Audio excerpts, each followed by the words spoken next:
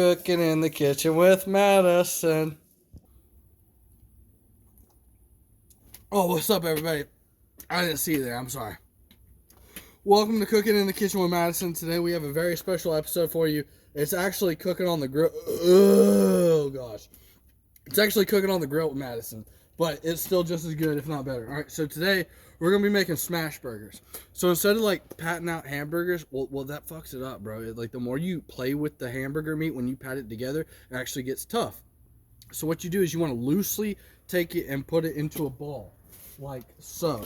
So you loosely, very loosely put them into balls, and then you run them with salt and pepper. All right, so we got these patties, well, not patties, but little balls that we already put salt and pepper on. Now we're going to go ahead and throw them, and you have to have a flat top grill. That is imperative. You cannot have a grated grill, you have to have a flat top grill. So you're going to put it on there. If it doesn't sizzle, it's not hot enough. You want to get it as hot as possible. So you're going to want to go ahead and put it on there, right? Then you take some wax paper, not parchment paper, it has to be wax paper. You put it over top of it, make sure it sticks. Get a baking press, or you get 2 spatulas, and you smash. Now you want to hold the smash for at least 10 seconds, and these are the words of SmashBurgers founders. You have to smash for at least 10 seconds to get that crisp, nice, you hear that? Oh, buddy. All right.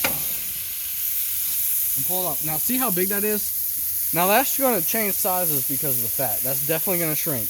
And we're going to hit the other one just like so.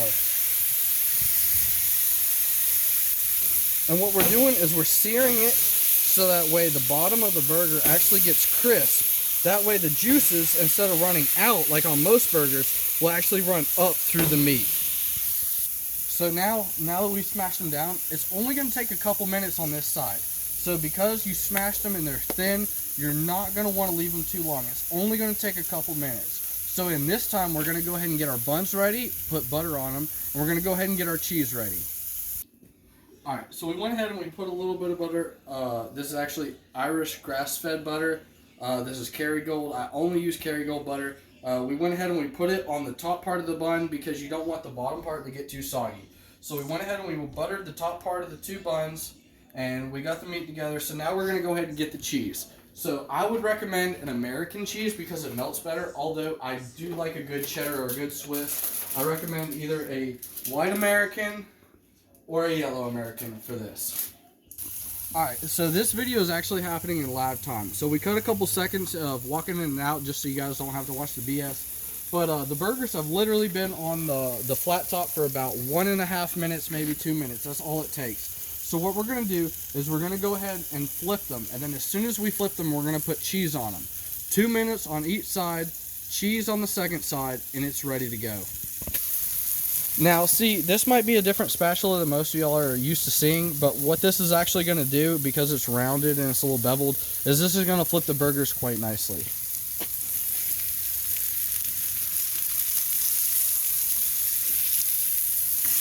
Now, you see, you want that dark sear on it. That dark sear actually prevents the juices from coming out the side and only allows the meat to come out the top. This is exactly what you want.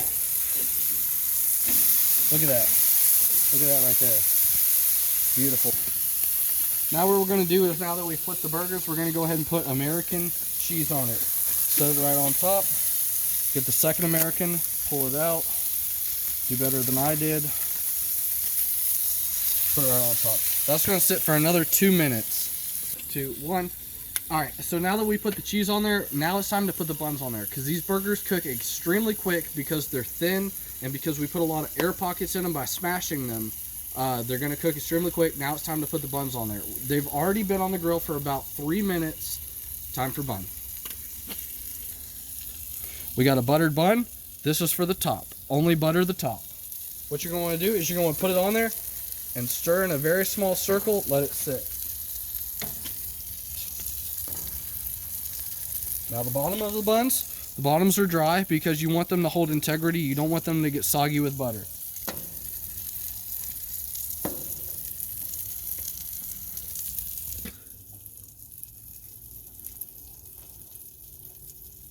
I wasn't even ready yet. Look at that right there. Look at that cheese melting nice and even. Look at that.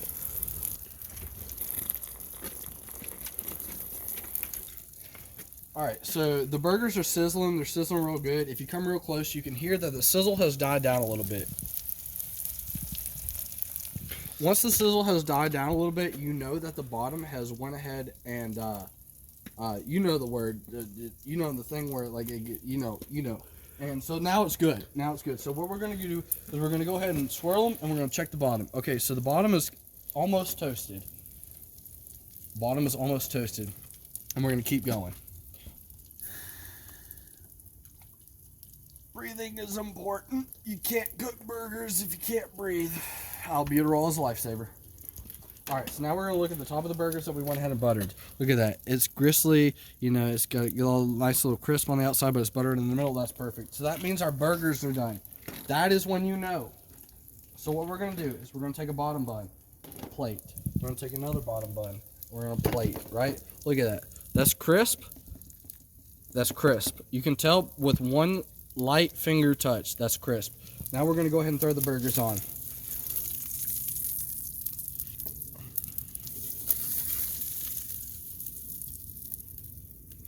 That's a good burger right there. Throw the tops on. Put it on the side. In case anybody wants to put any toppings, you don't ever put the top on the burger because you're going to let the consumer put the toppings on. So you always put the top of the burger on the side. That way if they want to put mushrooms, onions, lettuce, ketchup, tomato, mustard, whatever they want to do, you don't ever put the top of the burger on for them unless you're the chef at a restaurant. Cooking in the Kitchen with Madison tip. This episode of Cooking in the Kitchen with Madison is brought to you in part by Mad CBD. If you're not shopping at Mad CBD for all your CBD needs, then you're overpaying. And if you're overpaying, then you're wasting money. If you are thinking about CBD or inquiring about trying CBD for somebody else, check out Mad CBD for all your CBD needs.